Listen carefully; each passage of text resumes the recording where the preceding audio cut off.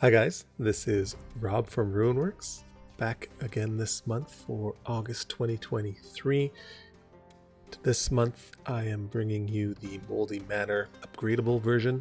This is a scene you might recognize that I've previously made called the Moldy Manor. Previously it was only in an abandoned / ruined state, and when I made that scene I had always planned to include options to upgrade the scene if your PCs take it over. And that's what I've done this month. So as you can see in the margins of the scene around the Moldy Manor here are the different ways you can customize the scene. So in the brown on the left here is the cellar options, first floor options also on the left.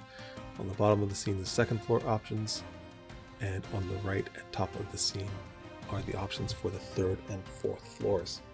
Now I left it like this so you could see all the options clearly at one time. If you open up your levels UI on the right here, you're only going to see the options for the level that you are currently on. So for instance, on the third floor, the boxes only show up when you're on that elevation for the third floor options. When you're on the fourth floor, only those for the fourth floor will show. So starting off with the cellar, I'm not going to go through every single option, but I'll show you how it kind of works. For the cellar level, you can see right now it's on empty. So if we click empty, options, they stay the same, and simply click the on buttons to filter through all the different options. As usual, all the different options update images, walls, lights, and in some cases here's some sounds as well.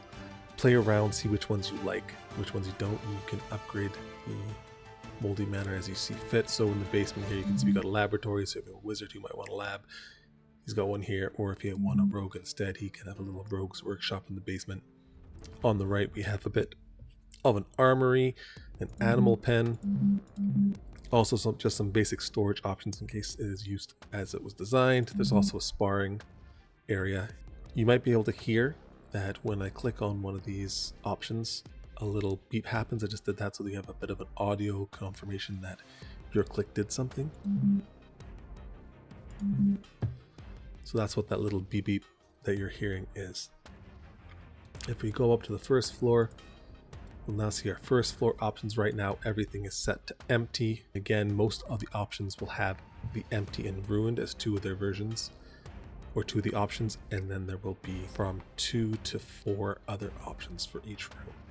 So for the kitchen, I've given you 2 different kitchen options, as well as the abandoned option. In the dining hall, you can have the basic dining hall, formal, and then I've also provided it as an inn. So if you want to make this Moldy Manor into an inn, I've given you the option to do that here. Every single portion of each floor is customizable to a certain degree. So for instance, on the first floor, we can do the kitchen, which I've already showed you, this privy area. Not only does the toilets, but also the hallway beside it. I've already shown you the dining hall. This entrance hall option changes this entire hallway.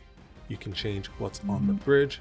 And then at the top here in the tower, there's another 2 rooms, G and H, which can both be customized.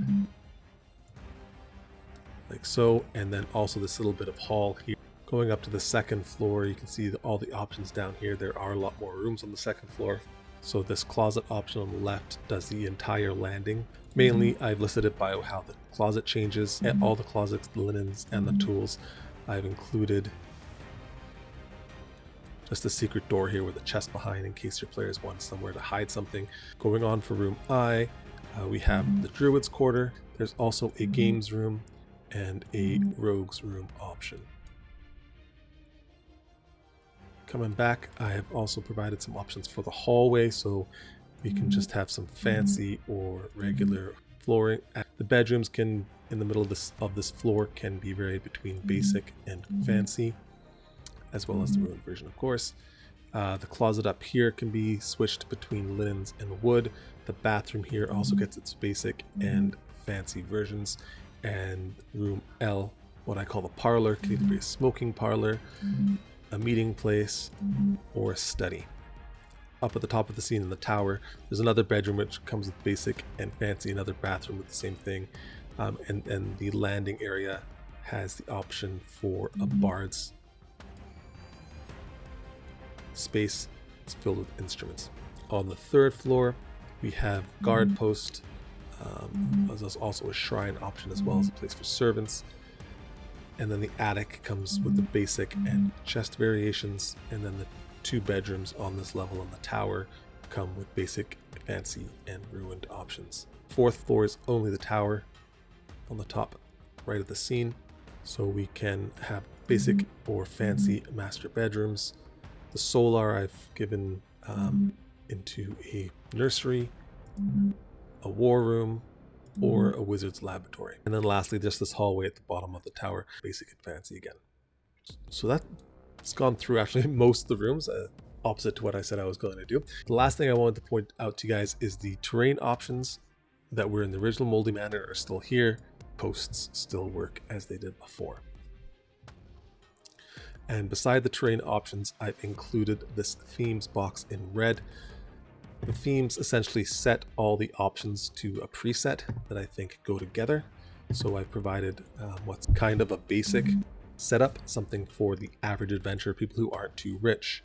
I've also provided a nobleman's one, so that is what you see here.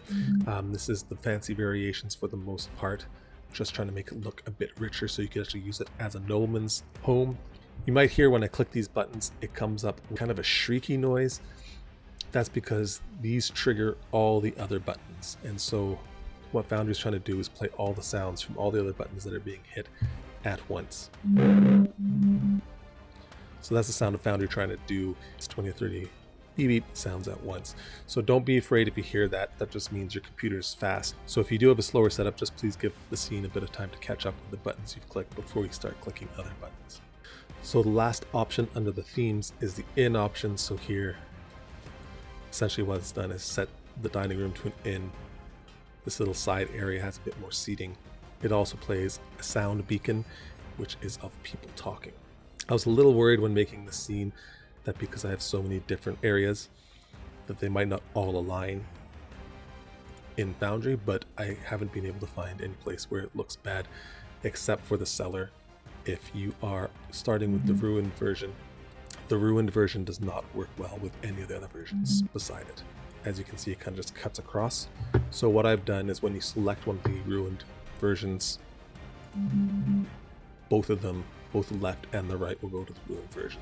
So that's the only note where the options don't really work well together is on the ruined versions in the cellar. That kind of brings us to the end of what I wanted to go over here. I didn't want to spend too much time. It is kind of self-explanatory what the buttons do. I hope you guys like it. Next release will likely be the Decrepit Mines as voted on by you guys. Just a reminder, I will not be releasing anything in September this year. That's going to be a month off. Yeah, hope you like it. Let me know what you think. Bye for now.